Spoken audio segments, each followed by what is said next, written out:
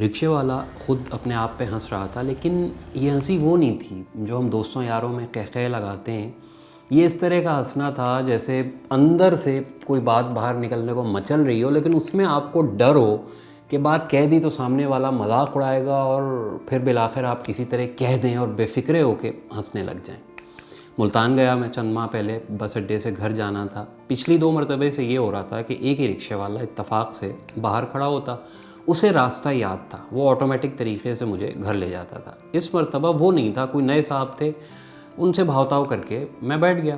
اب جو پہلا فلائی اوور آیا نا، اس پر 100% اوپر جانا بنتا تھا، رکشے والا اس کے عین نیچے سڑک پر چلنا شروع ہو گیا۔ میں حیران کہ یار راستہ کوئی ہے نہیں دائیں بائیں سے میرے گھر کا، سیدھی سڑک تھی اوپر والی۔ پھر سوچا شاید اس کے رکشے میں اتنی طاقت نہیں ہوگی کہ پل پر چڑھ سکے، حالانکہ نیا رکشہ تھا۔ آخر میں نے اس سے پوچھ لیا، میں نے کہا یار سیدھا راستہ تھا، کیا رکشہ چڑھ نہیں سکتا اوپر والی سڑک پہ، یا گیئرز میں خرابی ہے کوئی مسئلہ کیا ہے، نیچے سے کوئی شارٹ کٹ ہے کیا؟ جھینپتے ہوئے ہلکی سی مسکراہٹ سے کہنے لگا، سر میرے دماغ نے ارادہ نہیں کیا تھا اوپر سے جانے کا۔ اس کے بعد ہنسنے لگ گیا۔ میں نے پھر پوچھا کہ یار ارادہ کیا مطلب، رکشہ یا گاڑی آٹومیٹک طریقے سے چلتے ہیں، بندہ دماغ پہ زور دے کے اس کو تھوڑی چلاتا ہے۔ وہ دوبارہ ہنسنے لگا، کہتا ہے بس سر جی دماغ نے ارادہ نہیں کیا تو میں سیدھا ہی آ گیا، رکشہ میرا نیا ہے ویسے ہی بس آ گیا۔ پھر میں بھی ہنسنے لگ گیا اس کے ساتھ۔ میں تب سے اب تک یہ سوچ رہا تھا کہ آخر اس بات میں ایسا کیا ہے جو مجھے یہ نئی سی لگی، عجیب لگی۔ آج خیال آیا کہ یہ شاید رکشے والے کی سادگی تھی اور سچائی تھی جو مجھے روٹین سے ہٹ کے لگی، اچھی لگی۔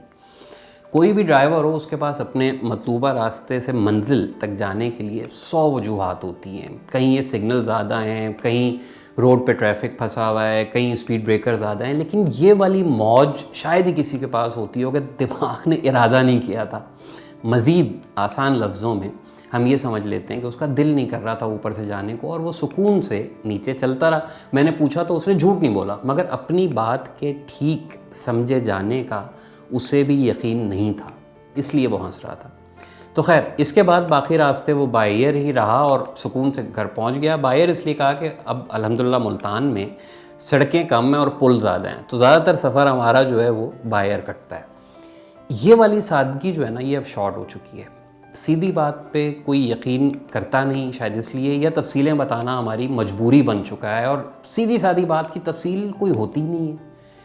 ایک بڑی وجہ یہ بھی ہے کہ اب ہم لوگ خواہ کے متجسس ہو چکے ہیں، اور سادی چیز میں بھی پیچیدگی ڈھونڈ کر اس سے مزہ لینے لگتے ہیں۔ ایک چیز کا شکار تو میں بھی ساری عمر رہا، وہ یہ کہ سادی بات عموماً سخت ہوتی ہے۔ اگر کہہ دی جائے تو لوگوں کے ناراض ہونے کا خطرہ ہوتا ہے، اسے کہنے کے لیے بھی صراط مستقیم جیسی کہانی کو ٹیڑھا میڑھا کر کے بتانا پڑتا ہے۔